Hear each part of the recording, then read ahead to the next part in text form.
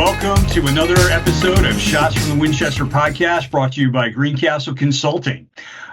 We have got a treat for you today.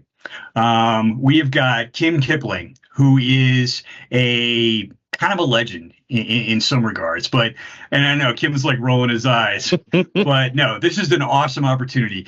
Kim Kipling, as background, is a retired naval officer. Spent 8 years on active duty. He spent the rest of his career in the reserves, but really what makes him stand out is he spent over 30 years in the Central Intelligence Agency as a paramilitary operations officer. Kim and I have crossed paths at various points in our two separate careers, but what really is awesome about Kim is he shifted from what he used to do to being a writer. And it's really exciting on multiple levels. And we'll talk a little bit about that later on. But Kim is going to talk about some of the stuff he's going to talk about his career, his profession, both in the military and the agency. But then we're going to talk about the books as well. And what's really cool about Kim is Kim started off with this book here, Dutch, which is an amazing story about an amazing man, more legend than human in many respects. But it's a biography about a former colleague. And then he went from there to writing a book called Neptunes Asylum, which is a collection of short stories. So you've gone from writing a biography to short stories to his third book, which came out earlier this year, called The Flickering Torch. And that is speculative fiction. So from a writer's perspective, mind blown to go from biography to short story to speculative fiction. That is incredible. So without any further ado, I'm Del Roll, Al Green from Greencastle Consulting, Kim Kipling. Kim, thank you so much for being here. Truly exciting to have you here. Let's just start from the beginning. How did you tell us a little bit about yourself, your time in the Navy, and how you got to work for the agency? Well, Del and Al, thank you first of all for having me on. I'm really excited. I appreciate you having me. Del, you missed your calling, buddy. You should have been an automobile salesman because you can make a Yugo sound like a Cadillac. That's really cool.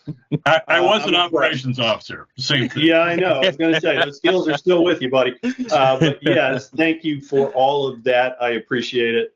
Not nearly as impressive as a lot of mutual friends we both have, particularly the subject of book number 1, which I'm sure we'll be talking about. But thank you. It's very kind.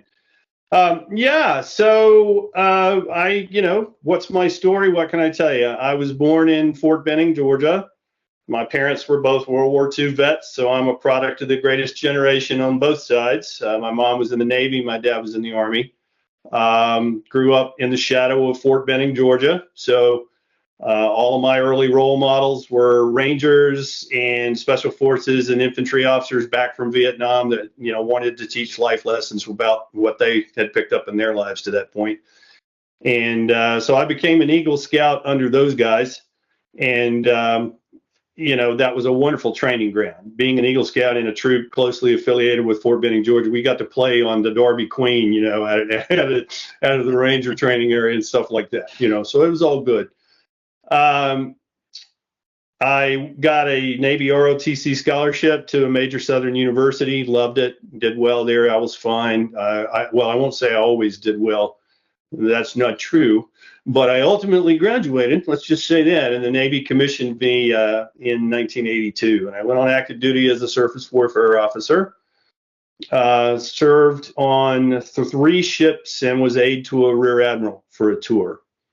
At that point, I applied to and quite surprisingly got hired by the Central Intelligence Agency as an operations officer. So I left active duty, stayed in the reserves, ultimately retired as a lieutenant commander. But I didn't do a whole lot of reserve activity after I joined the agency. I was busy doing other things. So I did 2 tours in the agency as an operations officer, a pure OO. And at that point transitioned over and became a PMOO. There was a need in my specialty and I had to knew the right guy in the right place and they made it happen and had the remainder of my career as PMOO. served as, well, let's see, 5 field tours. We can talk a little bit about those if you're interested, including a base chief in wartime Iraq. That was kind of a keystone pinnacle experience, had a wonderful team. We did a lot of good, kept a lot of American soldiers alive. So I'm very proud about that. Retired in 2012, immediately became an independent contractor and have worked in that capacity until the end of 2022. So an additional 10 years of that. And I'm still, got about that much of a toe in the game. I still have a little contract as an instructor, and they bring me out as an example of what not to do from time to time. Yeah. And that's my story. So there you go. Well, the first thing that jumps out at me is born and raised Fort Benning, Georgia, and you joined the Navy. Yeah. Yeah, I hear you. I made a lot of people pretty angry with that. I got to say, I was kind of banned from the officers club for a while. They were like, we spent all this time teaching you how to rappel and do all these things, and you're doing what? But first of all, the Navy offered me a scholarship to pay for my college. So that's a pretty dang good deal. Yeah. I had grown up watching World War II movies, Clark Gable shooting torpedoes on Sunday afternoon, and I was kind of down for the navigation and the travel and the Navy is a very, very complex thing. Working on a ship, you're not the star. There is no star on a ship. It's an enormous team. And everybody is quite specialized.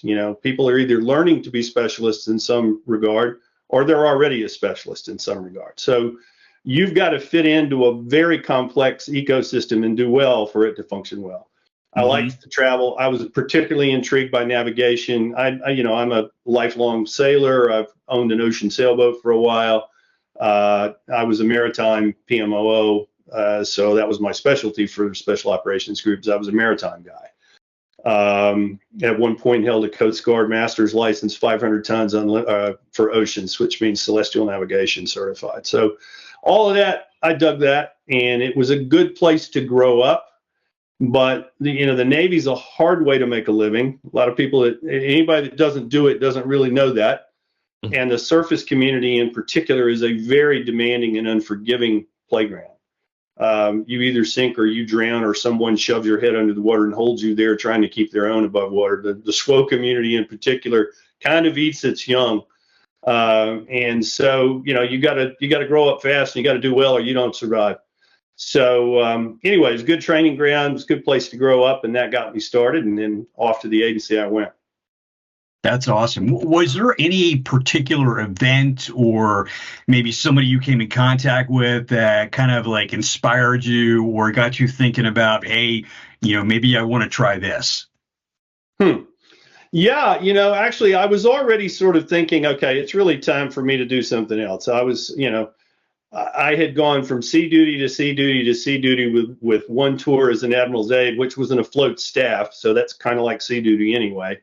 And I was second in command of a guided missile hydrofoil, and I was tired, frankly. I was tired, and I had 2 kids I barely knew, and I was looking for something else. Yeah. So I had a junior officer who was working for me on one of my ships, and he had gone through the agency's recruitment process right up to the point of them saying, "Hey, we'll hire you."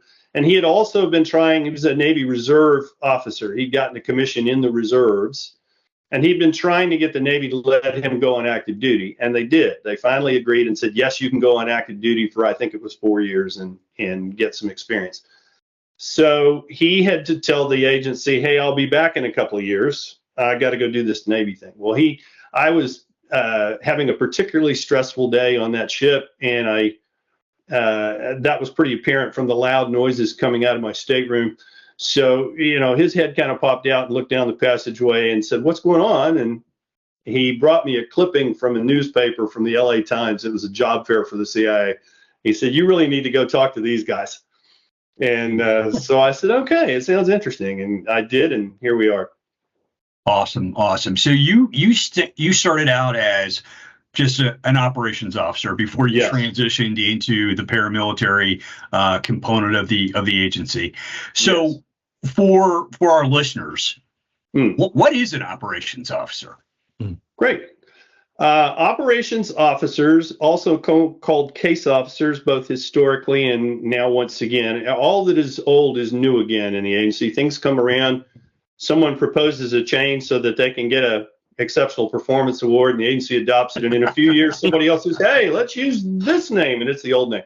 So anyway, operations officers are those rare individuals, frankly, in the CIA whose job it is to spot, assess, develop, recruit, train, handle, and terminate human agents, i.e., foreign spies. They are the people who go out and find the people and recruit the people who tell us the things we need to know to keep America safe. So that's what an ops officer is. Awesome. Awesome. It is something that, I feel compelled to ask because it's, it's something that frequently gets diluted or misrepresented in popular culture. Yes. Because ultimately the agency is a clandestine organization that serves and supports and defends an open society in a democratic republic. And frequently we don't engage the public in a way like, say, the FBI does, where, the FBI, a week doesn't go by that they don't have some sort of press release or something of this nature. And they need to do that because that's part of being in an open society, whereas the agency can't do that for very obvious reasons. And the problem with that vacuum is it's filled with stuff like what you see in TV and books and the movies. So, it's awesome to have a guest on who can articulate very clearly what this is, in terms of, conducting foreign intelligence, but also there's the covert action component to it, which, we're not going to talk in great detail about, but that's also like that gray area between what operations officers do, and they do some covert action, but then that's also primarily within the rubric of what paramilitary operations officers do. Yes. So maybe you could tell us a little bit, tell our guests about what is a paramilitary operations officer. Sure. Okay, so paramilitary operations officers are the people who carry out another of the agency's primary missions. So intelligence collection and reporting to support the executive branch of the United States. That's mission one, has been since 1947. It's why we exist. Frankly, the agency was chartered in 1947, so there would never again be another Pearl Harbor. It's kind of like being a goalie on a hockey team and being told they'll never let another puck come into the net. That's an unrealistic expectation, but that is the goal. And it's extremely hard work. The other thing the agency does is carry out covert action pursuant to presidential findings. There's this widespread misconception that the agency itself decides to go do things, or individual officers go Colonel Kurtz out in the hinterlands and decide to go do things, and nobody knows about it, and it's all very secret, and it's this nefarious agenda. That is not at all what happens. What happens is the president says, under the urging or with the information provided to him by the National Security Council, there is a problem that needs to be addressed in America's interests. There's a situation, there's a place that directly affects American security interests, and it needs to be dealt with. And it needs to be dealt with, you can do that three ways. You can send the diplomats to go talk to them and issue them strongly worded letters. You can send the 75th Ranger Regiment to go break everything in sight, or you can conduct covert action, not necessarily the hand of the United States being known, but you can deal with the problem in a subtle way, and yet America's interests are furthered. That's the third option. That's what covert paramilitary operations are, and those are done by PMOs.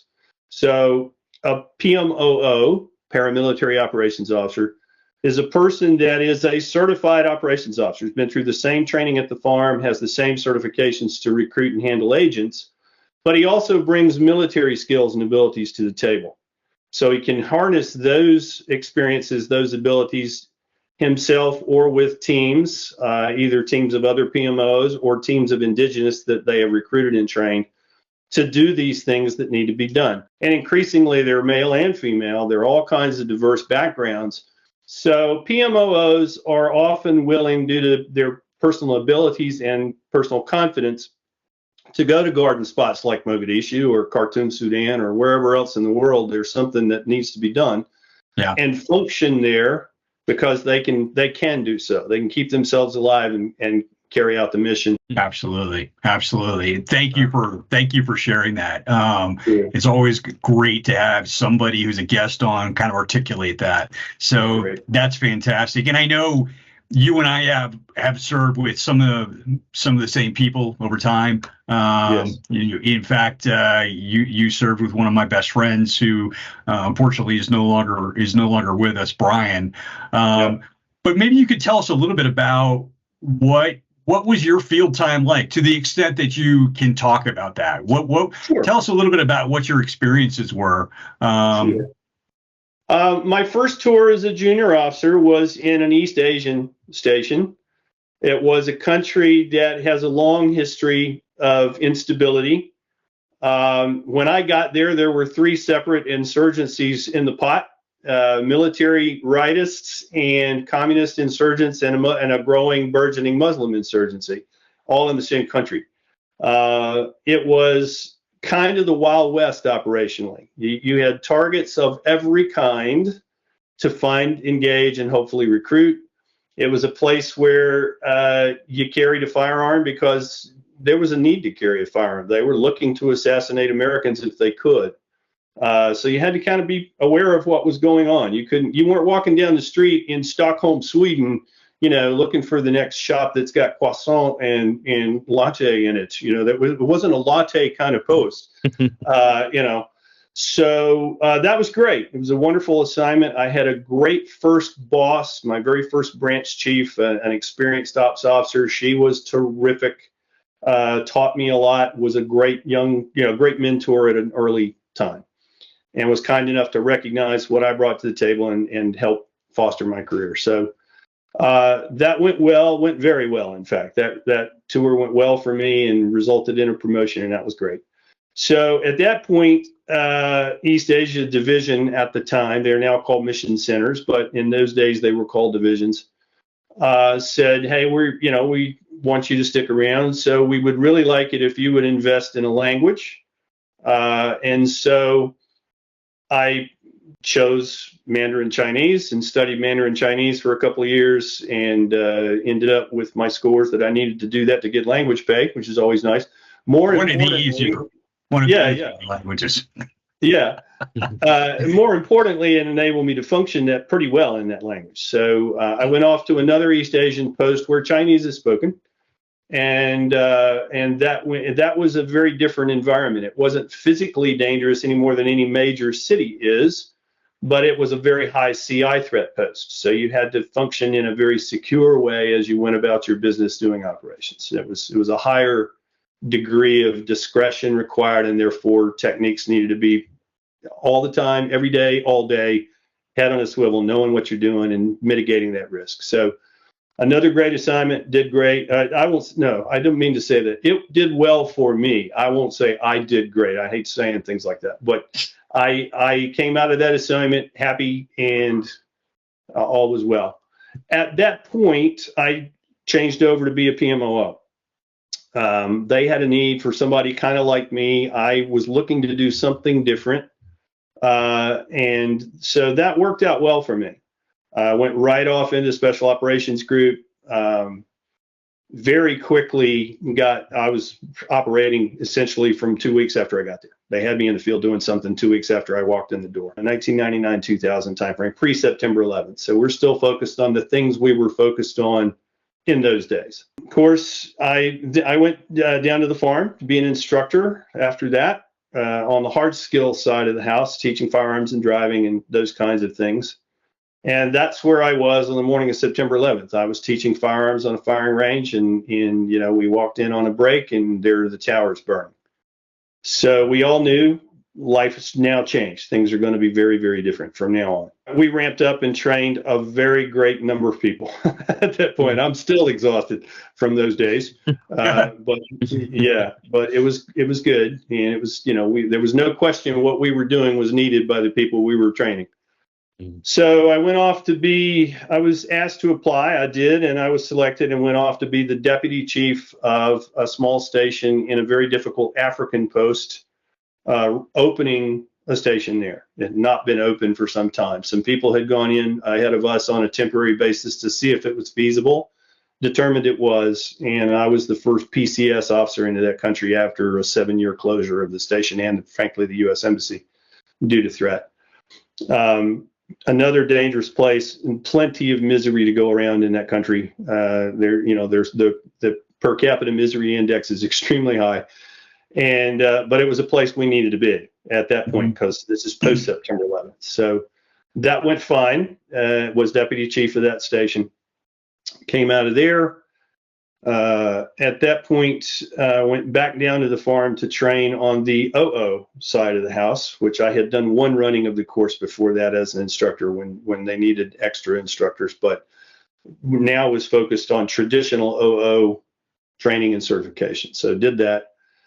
And then, of course, then the Iraq War happened, and we had bases in Iraq that needed to be staffed, and I put in to be a base chief and was selected to do that, and was base chief of a very busy, well-known, difficult place in Iraq. Let's just say that.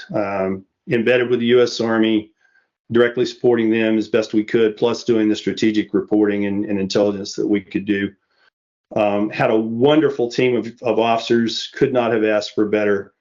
Base achieved a great deal while I was there based on their hard work. And so that was great.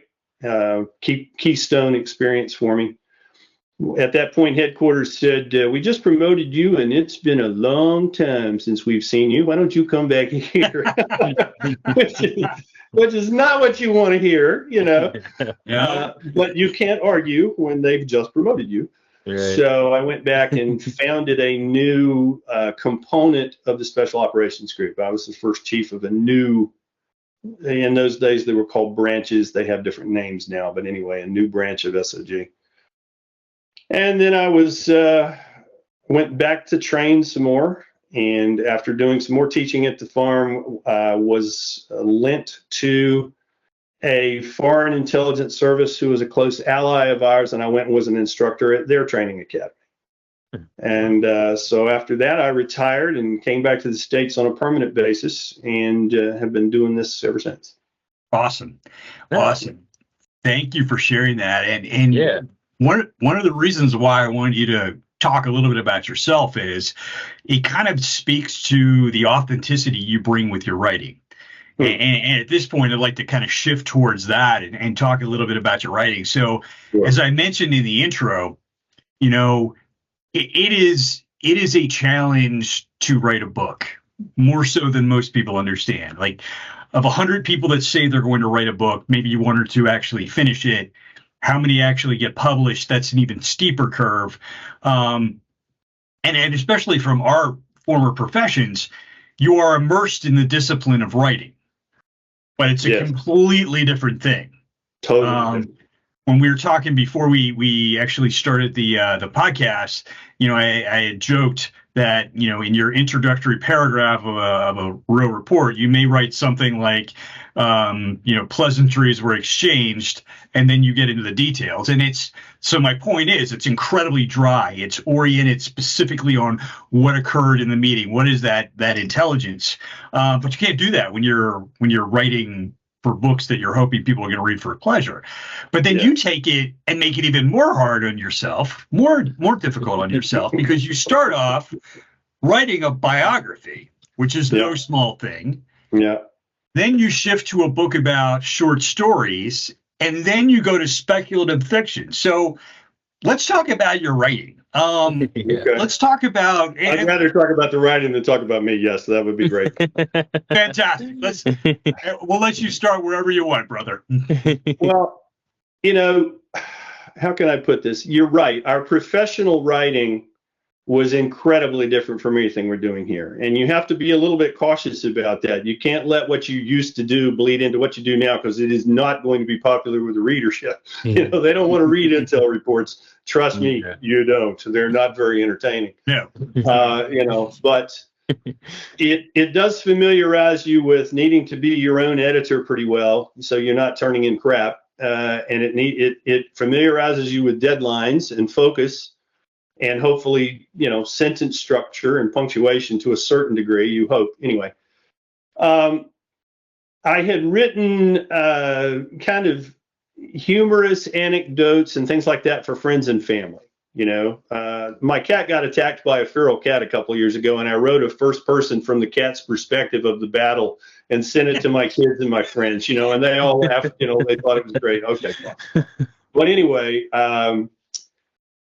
Dutch Warenga was my good friend and a fellow instructor at the farm. That's how I got to know the subject of book number one. And Dutch was a bona fide living American hero. This guy had an amazing life, incredibly difficult childhood. He was a prisoner of war of the Japanese in World War II as a 5-year-old. He was interned in a Japanese internment camp at 5 years of age for 2 years. And then 2 more years in an Indonesian internment camp during the Indonesian Civil War. He almost starved to death as a 6-year-old, So that's where Dutch's hard life begins, and he goes on to be a recon team leader in MACV-SOG in Vietnam, Silver Star winner. He was a Halo instructor at the Halo program for the Special Forces. He was first sergeant of the Special Forces School at the JFK Center for Special Warfare. He was the senior NCO under Colonel Nick Rowe at the founding of the SEER program for the Army. Dutch was a legend in Special Forces. Yeah. And then he retired from Special Forces as a master sergeant, and he joined the CIA as a PMOO. And he goes on to be, he was a battalion advisor, which essentially means battalion commander of a battalion of Contras in Nicaragua. Mm-hmm. And the COS of a very small war-torn country in Africa, another one of those garden spots you don't send an investment banker to. Well, Dutch was the guy to go there. He was more dangerous to them than they were to him, if they only knew, But anyway, so Dutch was a good friend, and he and I saw each other a couple of years ago, and I asked him out to dinner because I hadn't seen him in a while. And Dutch was always a very humble, very private, very quiet man. You would not know you were talking to one of the most lethal men on the planet if you were talking to Dutch. You just didn't know that if you didn't know Dutch. And he said, I guess my story's never going to get written. And I said, what do you mean? And another coworker had talked about writing his biography, but never did. As you say, it's hard. It's easy to say I'm going to write a book. Mm-hmm. It's so easy to do it. Do it right. So, and Dutch said that, and I said, and this is very unusual for Dutch. He's not normally a guy that calls attention to himself. I said, Dutch, what are you saying? Are you saying you want your biography written? And he said, yeah, that's what I mean. And I said, well, I write, and I would be honored to write your biography. So that's how book number one came about. That took about 13 months for me to do, from okay, Dutch, I'll write it, to you tell me your story in your own words, to I will write it, smooth it up, proof it, get it approved by the Publication Review Board of the agency, which is another hurdle that we have to do. Mm-hmm. And talk to the people that knew Dutch and were there with Dutch to get their angle on the events described, and then wrote and illustrated the book. He brought out his photo album and gave me the contents of his old service record to go through, and it turned into a book. And what I'm most pleased about is that Dutch died on the 9th of January of this year. Oh, wow. And Dutch was able, before he passed, to be giving copies of the book about his life to friends and loved ones, and to enjoy some recognition before he passed. We went out for 2 years in a row to the MACV-SOG reunion out in Las Vegas. And the second of those 2 years, we gave the presentation about the book, and Dutch was there to receive the acclaim of those peers from those days. And I think it meant a lot to him, and it meant a lot to me. Wow. It's amazing. Yeah. Can I ask that question about self-publishing? Yes. Because as a self-publisher now, I've been doing some research because I'm working on a book myself, and thinking about self-publishing, and then thinking about getting an agent and going the traditional route. Mm-hmm. What motivated your decision to be self-published? Great question. as an unknown author, getting first of all, the days of sending an unsolicited manuscript to a publishing house and them taking it seriously, those are long gone. Yeah. You send an unsolicited manuscript, it goes directly in the trash. No Yeah. one looks at it, it's done. So you pretty much have to have an agent, a publishing agent, to help you get published. And you sign contracts about how much you'll pay or how much royalties they'll get. And if you're not Stephen King, and I ain't, I don't know anybody else who is, Yeah. they're not going to front the bill. You're Yeah. probably going to pay to publish your book, and then they will share royalties with you if they do the work of marketing it and fulfilling orders. I tried that, and I could not get a publishing agent interested in the book. They were like, "Who wants to read this? Nobody's ever heard of this guy." Just no, I don't think it's going to sell enough copies to make it worth my time to represent this book. So it didn't receive a very eager reception. But I had to publish this book for Dutch. This was my commitment to Dutch. I wanted this to happen. So the way to do that is to self-publish it. Now, I'm pleased to say that book is well into the red, and it continues to sell, and Dutch, it served its need. It pleased Dutch and it pleased his family. And I think it's an important record of achievement, not only for him, but it's also kind of the history of the special forces. A lot of that is Dutch, frankly. We're talking some of the earliest days of U.S. Army SF are documented in this book. So, what you end up having to do, unless you're an idiot savant that does everything extremely well, and I ain't. I wrote it. I was my own editor, but I cannot format a book for publication. I have no idea what trim sizes are. I have none of that stuff. Yeah. So another author who has written some books about SOG, MacV Sog, was kind enough to refer me to his publisher, who referred me to a book designer they knew personally. A wonderful woman, lives in Illinois. So I paid her to design the book, design the covers, get the files ready for submission to Amazon, and submitted it to Amazon, put it on the market. She's done all three of my books. Her name is, I better not, I didn't ask her, so I won't say her name, but she's great. And she did a great job. So that's great. That's how that works.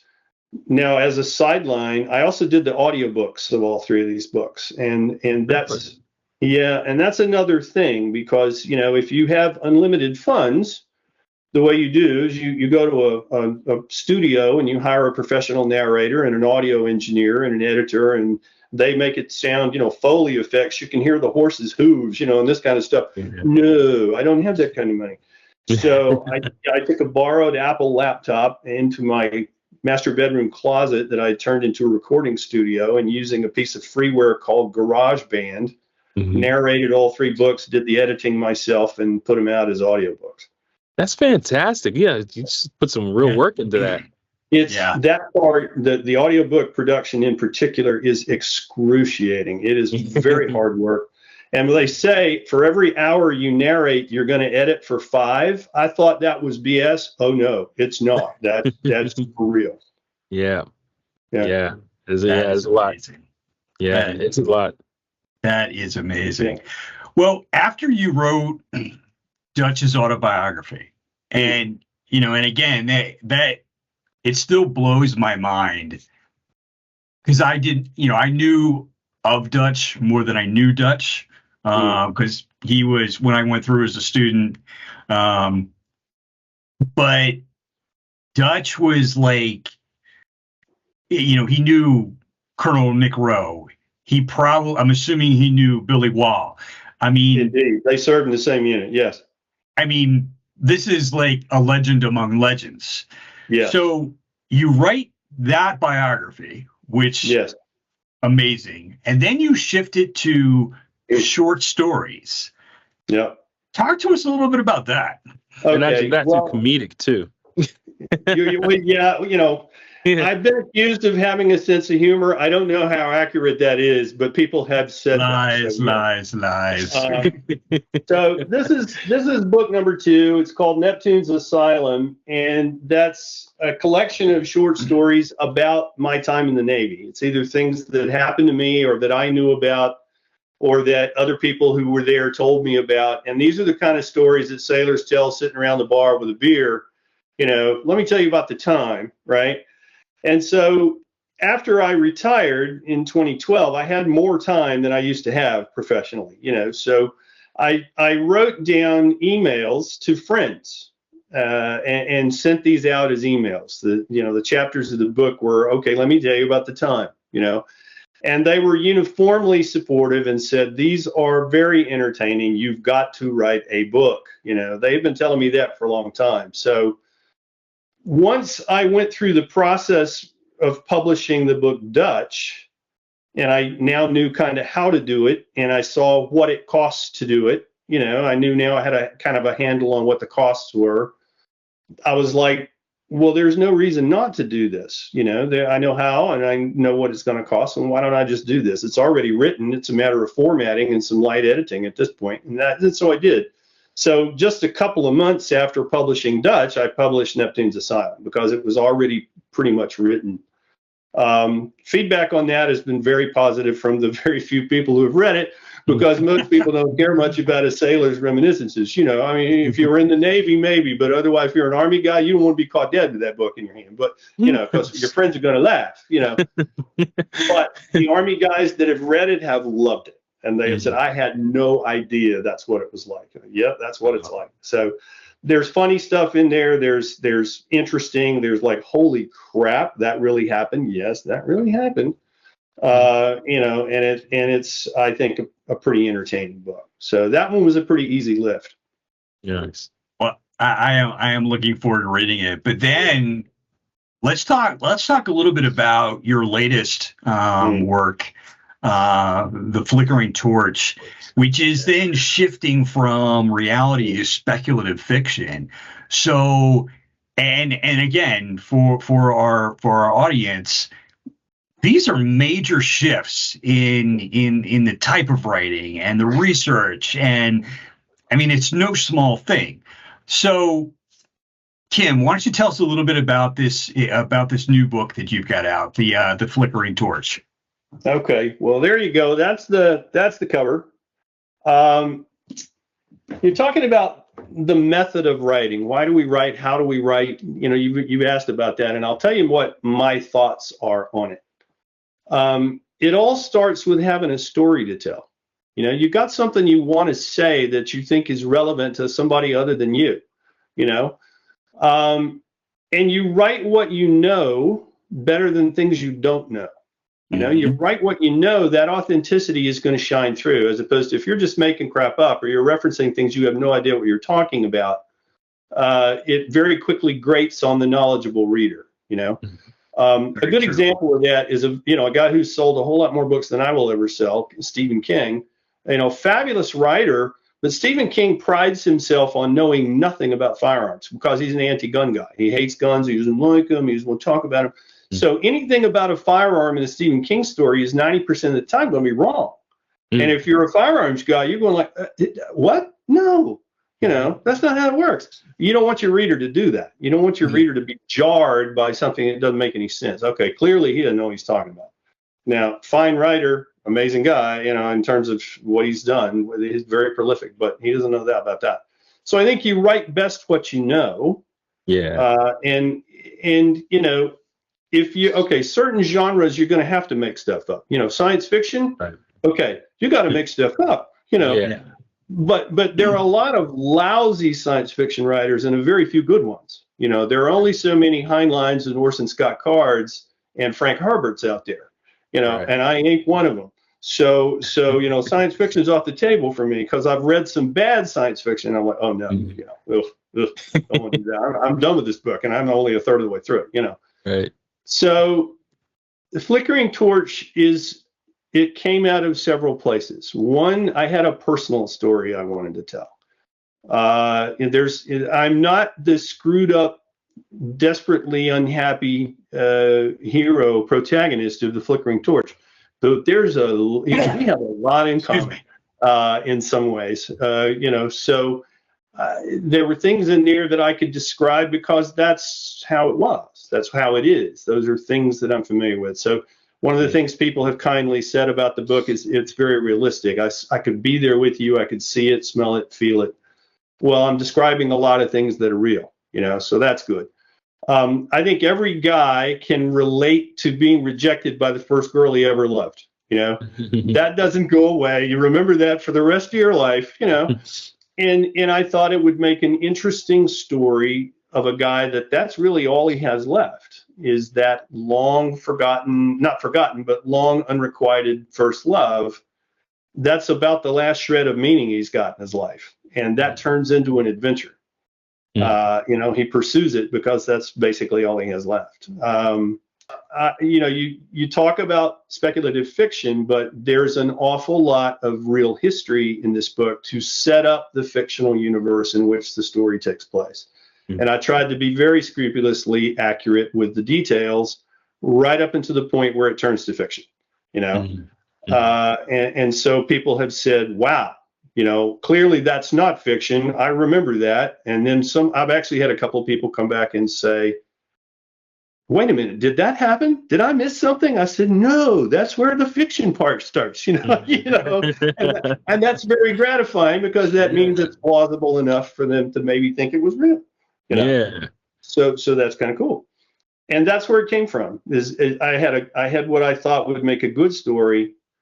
I had some things about my own life that I thought, okay, I can write about this because I know this. I live it, or I lived it, or I see it every day. And I had things I wanted to say. So that became a book.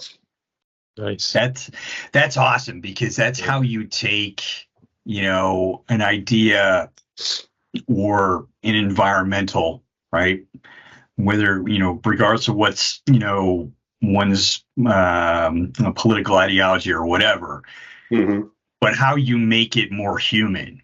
And it's something I would suggest that nearly everyone can connect with, is that getting your heart broken when you're a young person, those unrequited feelings. It's that human connection that really makes it something everyone can relate to. So that's fantastic. Yeah. Relatable content like that is amazing, especially when you have a component that's speculative like that, that's fictional. You want that element to be so that your audience can see themselves in that reality in some way, or connect in some way, or maybe the character has a physical tick or some type of thing that just reminds someone of someone they know or themselves or anything like. But anything like that will help really mold the story well into, like you say, you create you have a history that's real, you have real content, but then when you blend so seamlessly into the fiction, people believe that, oh, this entire thing must be true. Or it could be happening, this could happen. Yeah. I mean, if you look at it on the face of it, 60 something ish year old man parachutes into occupied territory to save the love of his life, and he is not going to be Rambo, scaling the fortress with a knife in his teeth. He's 60 something years old, dude. He can't do that anymore. He may have done that once, but he doesn't do it now. And the love of his life is not 20 anymore either. She's not a triathlete, and the two of them have to escape occupied territory to go live happily ever after. Is it unrealistic? No, it's not, if they go about it in a certain way.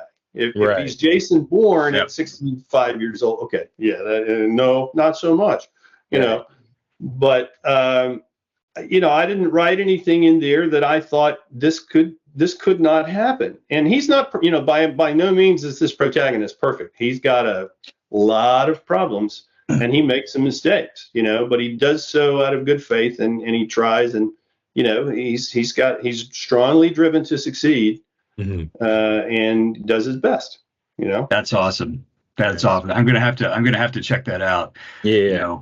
in a world where men die young, you need to fear the old man. Beware the old guy. Yeah, I hear you. Yeah.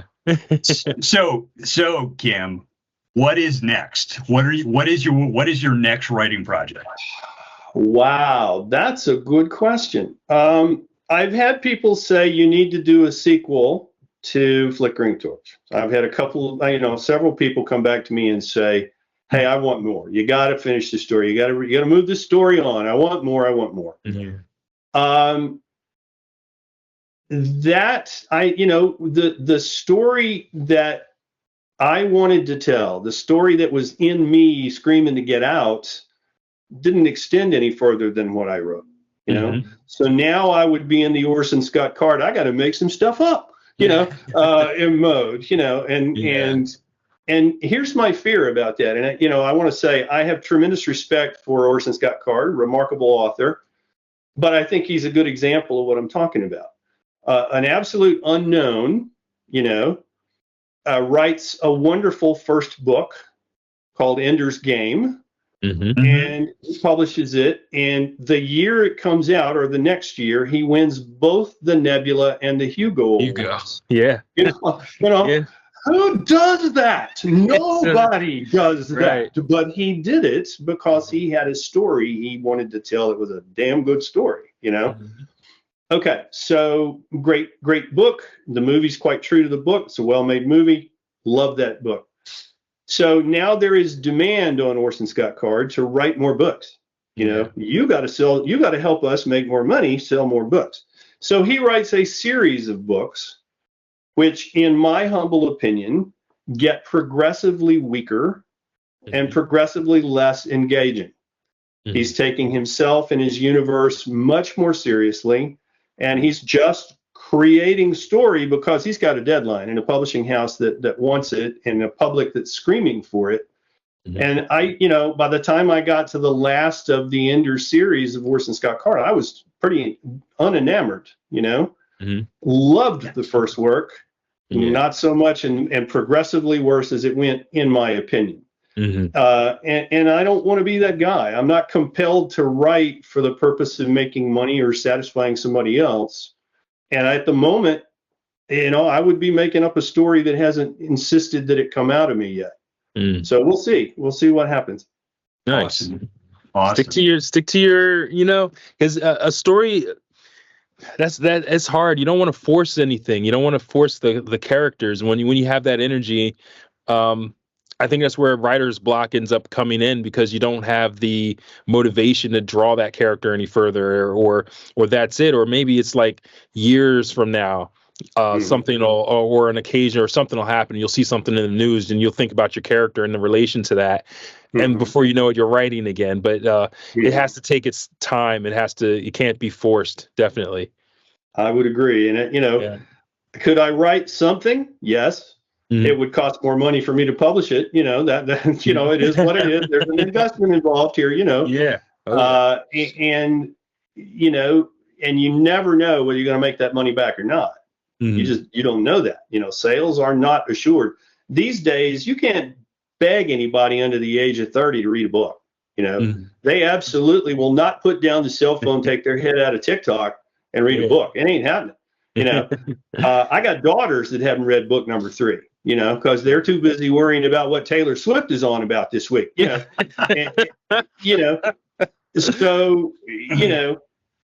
if the right thing occurs, or if I go, okay, wait a minute, wouldn't that be good? And time on my hands, whatever. I got a way to go. I could do a sequel that involves, taking the story further, but I would like to see demand require it. I would like enough people to say, hey, we want more. Send us more. And then that would probably motivate me to get my head in the game. Awesome. Nice. Well, Kim, it has been a pleasure. It really is. And, we love to have new and interesting people on the podcast. And specifically, well, I got some guys I could recommend you so you can get that. You didn't get that today, but I can send it away. But and we touched upon it. Writing is no small thing. And I don't want to beat that dead horse, but it's always an amazing pleasure to talk to someone like you. You know, I look at guys like you who, you know, you started with the organization probably about a decade before I did. You know, you guys are like legends to me. And to, you know, be associated with guys like Dutch and Billy Wall, and, you know, to have served alongside Colonel Nick Rowe, and a lot of our listeners may not necessarily recognize those names, but I am telling you, they are legendary. There's no other word that really fits the bill. So you know what? Take the time to research and learn more about these individuals. Go get yourself a copy of this book. You know, and then find out about Nick Rowe, and then find out about Billy Wall, and because there are books on both those individuals. Yes. Be intellectually curious, learn about your past, learn about, you know, the people that have, the men and women who have served this nation. So, you know, Kim, thank you so much for spending time with us today. I appreciate the opportunity. It's been great to hear from you. And thanks for all you do for veterans. Let me say that straight up front. Oh, wow. Thank you so much. Thank you so much. Yeah. And to our listeners, stand by, because there's going to be another episode of Shots from the Winchester in the not too distant future. See you there. Thanks for tuning in. If you found this content to be useful and entertaining, do us a favor and hit the like button. And while you're at it,